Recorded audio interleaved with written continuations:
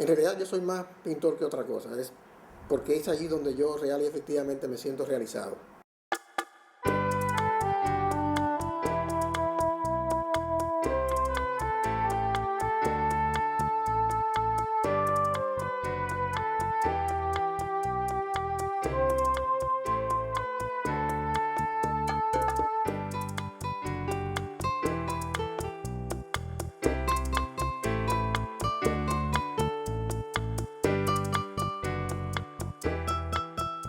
Soy el cuarto hijo de una numerosa familia de 11. Habríamos sido 13, pero ya en los últimos partos mi madre perdió los dos últimos. Eh, con el tiempo, mi capacidad de dibujar se fue desarrollando y era lo que mi carta como de presentación, en donde cuando tenía que juntarme con otros que tenían lo que yo no tenía, yo sacaba a reducir lo que yo hacía.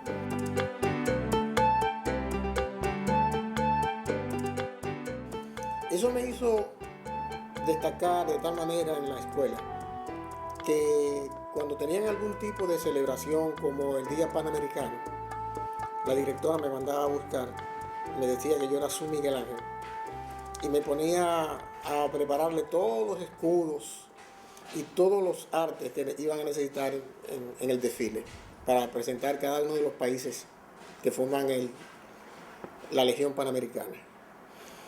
Así, con esa aura, yo fui conocido en La Romana como el pintor de La Romana. Los ferrocarrileros me buscaban cuando necesitaban que alguien le hiciera un letrero o le pintara una pancarta. Me buscaban todo, e incluso el dueño del teatro me buscó para que yo le hiciera siempre los letreros de las películas que venían. Y yo, como quería más que nada mostrar y sobre todo expresarme como pintor y dibujante, le pedí que pusiera en el frente del teatro un gran cartelón en donde yo pintaba entonces los artistas de la película que se estrenaba los domingos, que era la más importante, un gran estreno. Entonces ahí yo me expresaba pintando a Jules Briner, a Burt Lancaster, Gary Cooper y todos esos grandes estrellas de aquella época. En una noche en que regresaba del parque donde nos reuníamos todos la muchachada de mi generación, en una ocasión cuando entraba a mi habitación llamé a mi mamá y le dije que yo quería irme de La Romana, que cada día para mí era lo mismo y que no encontraba que había nada nuevo y que no veía nada en el futuro. Entonces ella, preocupada por lo que yo le había dicho, se puso a jugar sano, reunió un dinerito y me mandó a la capital. Estuve con el dinero que ella reunió viviendo en una pensión cerca de Bellas Artes donde me había inscrito. Cuando ya llevaba como 2 meses viviendo allí y viendo que se acababan los fondos, en una ocasión en que el maestro Pedro García Villena, profesor de dibujo de Bellas Artes, me corregía y me alentaba sobre los dotes que yo tenía, le comuniqué mi condición de que iba a tener que alejarme porque se me acababan los fondos.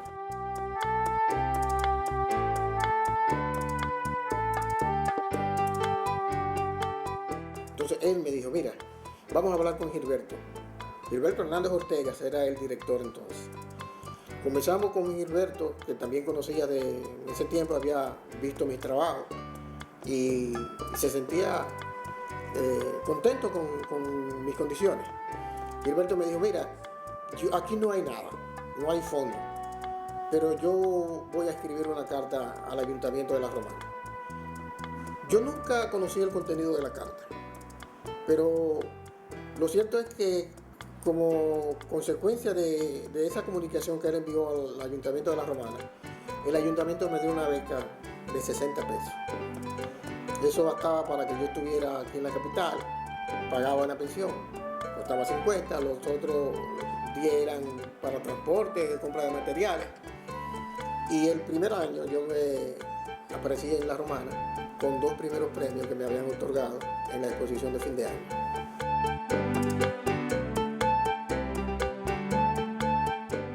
Lo cierto es que cuando yo terminé, tenía tal acogida por todos mis maestros, Jaime Colson, García Villena, Paul Giudicelli, Gilberto Hernández Ortega, Marianela Jiménez, que había una aureola alrededor de mí, me reconocían ampliamente e inmediatamente me hicieron profesor.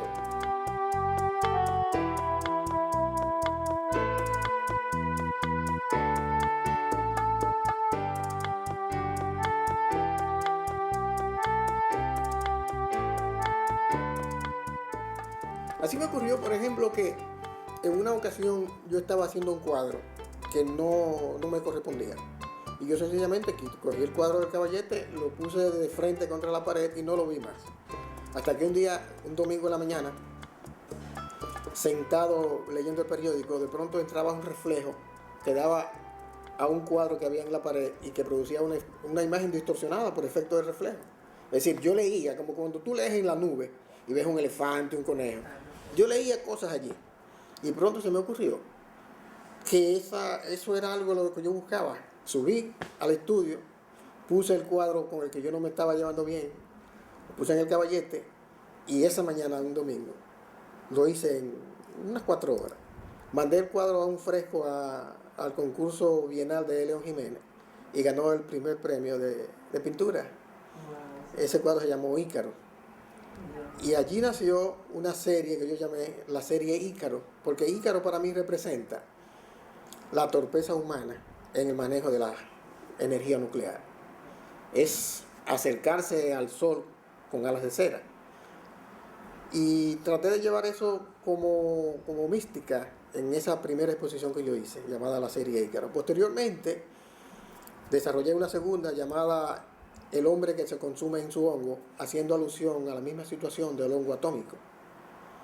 Posteriormente, desarrollando la famosa trilogía en que culminan las cosas exitosas, ¿no? Uno siempre hace 3. Hice otra que se llamó Catarsis para el nacimiento del hombre del mañana, que es la culminación en donde yo planteo la visión de que el hombre, en lugar de tener una terminación trágica por el hongo nuclear, que esa misma visión frente a la tragedia lo llevaría al desarrollo de un hombre del mañana, un hombre hermanado, en donde ya no existiera una visión de banderas, de separación, sino la causa común del hombre como ciudadano del planeta.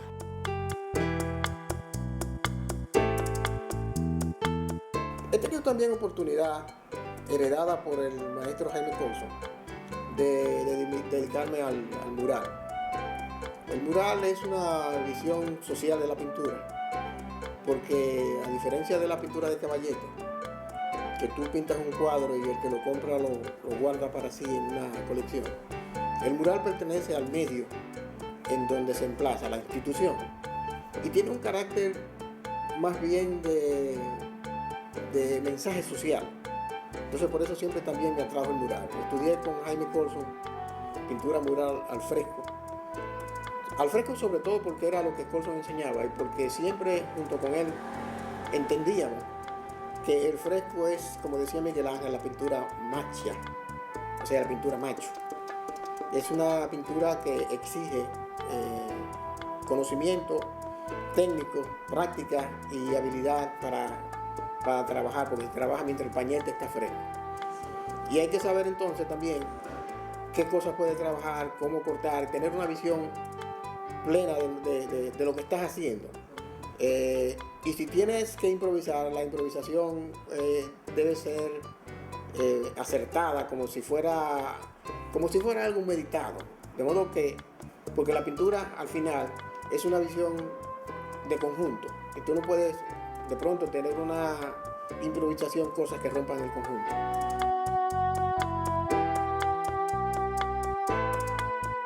No sé si conocen también el mural que está en la biblioteca, ¿no? En la de la UAS. Yo en principio me me comprometieron a hacer el de la escuela de medicina. Yo no quería hacer aquel mural, pero ya antes de jubilarme, Zulcar había concertado un acuerdo con la rectoría para que los pintores de la UAS nos contratáramos para hacer obras para la UAS. Entonces, en aquel momento me comprometieron a que yo hiciera una obra ahí en la escuela de medicina. Fue entonces cuando se me ocurrió, por la experiencia del fresco en el Mirador del Sur, que para exteriores deberíamos desarrollar una técnica diferente. Así que salí por ahí a buscar quién me pudiera dar alguna asistencia en una técnica distinta, y encontré la técnica llamada del tercer fuego, que es una técnica mediante la cual se queman azulejos en un proceso de cerámica. Se llama tercer fuego porque ya el azulejo ha sido quemado 2 veces. Primero, cuando se hace el bizcocho de barro. Segundo, cuando se le da el esmalte. Y el tercero es cuando entonces uno le hace el trabajo. Yo recuerdo que me encontré con una alumna, una ex alumna, que tenía un taller ahí al lado del Darío Contreras. Ella se llama Brunilda Plasencio. Ella tan pronto me vio, me acogió con muchísima alegría. Me dio una carta de colores, es decir, me dio una serie de colores y yo me puse a experimentar. Este cuadro pequeño que ven ahí arriba es la primera experiencia, eso es una carta de color. Yo me puse a poner todos los colores en cuadritos y sus combinaciones derivadas a ver qué podía conseguir. Y de paso hice ese dibujito en el medio. Así surgió la primera experiencia de dibujos al tercer fuego. En ese dibujo al tercer fuego también encontré cosas. Por ejemplo, cuando tú pintas con esos colores sobre la superficie un poco resbaladiza del azulejo, una vez que se seca, lo que queda es un polvo antes de meterlo al horno. Y si tú te descuidas y lo rozas con cualquier cosa, con la uña, se va. Entonces yo descubrí que también podía aprovechar esa condición. Entonces, muchas de las modulaciones que tú no puedes conseguir en ese tipo de pintura, yo lo hacía entonces raspándola con un pedacito de madera y luego haciendo esas combinaciones pude hacer todos los retratos de los médicos que están allí. Yo a la hora que como que se me pinta la necesidad, pues a veces puedo pasar como en este momento, yo puedo tener semanas que no pinto, pero de pronto se me presenta la necesidad y saco un cuadro en un momento. No creo que la inspiración venga como tal, sino más bien en necesidad. En ocasión, si llamáramos a la inspiración, la llamáramos motivación.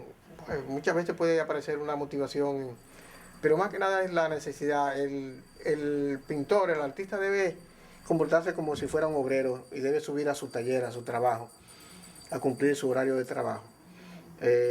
Si no tiene nada que hacer es porque no ha logrado desarrollar un procedimiento de investigación. Pues a veces a mí me plantean hacer un cuadro de una determinada cosa y a lo mejor la persona que me lo encargó o que me planteó la idea después se arrepiente o no quiere el cuadro. A mí me da igual, sencillamente me dio un motivo de investigación y para mí eso es suficiente. Que alguien me diga, mira, esta visión, yo puede ser que hasta la cambie, que le dé una interpretación diferente, pero por lo menos me dio un motivo.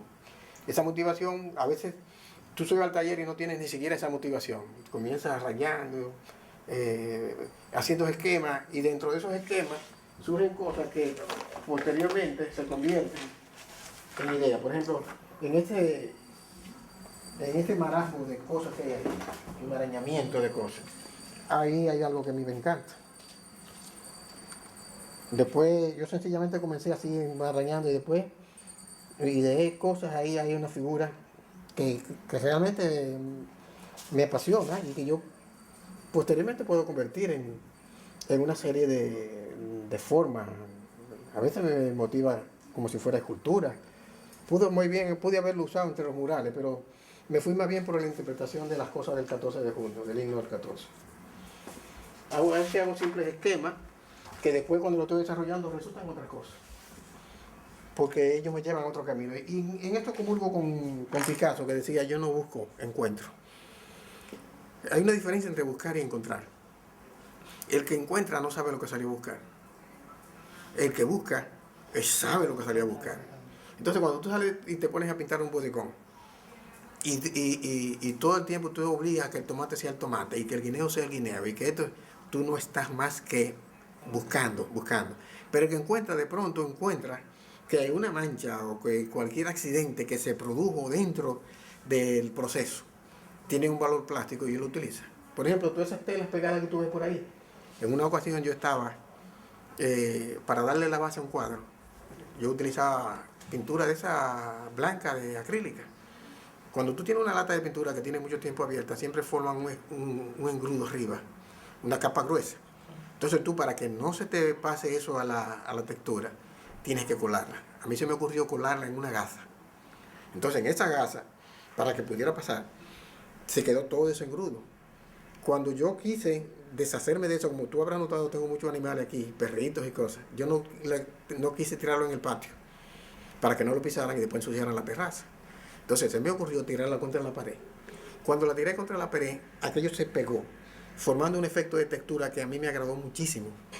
Entonces lo que hice fue que la quité de ahí y lo puse en una tela. Tiempo después yo dejé que se secara a ver qué pasaba. Y después me puse a investigar, poniéndole colores y sacando con alcohol, porque el alcohol ataca las acrílicas. Y se quedaban unos efectos de textura muy interesantes. Bueno, a mí se me ocurrió hacer un cuadro allí, en aquella primera tela. Ese cuadro lo titulé Textura Impronto. Lo mandé a la primera Bienal de Pintura de Miami y ganó el Gran Premio Identidad Cultural Panamericana. Se quedó en Miami.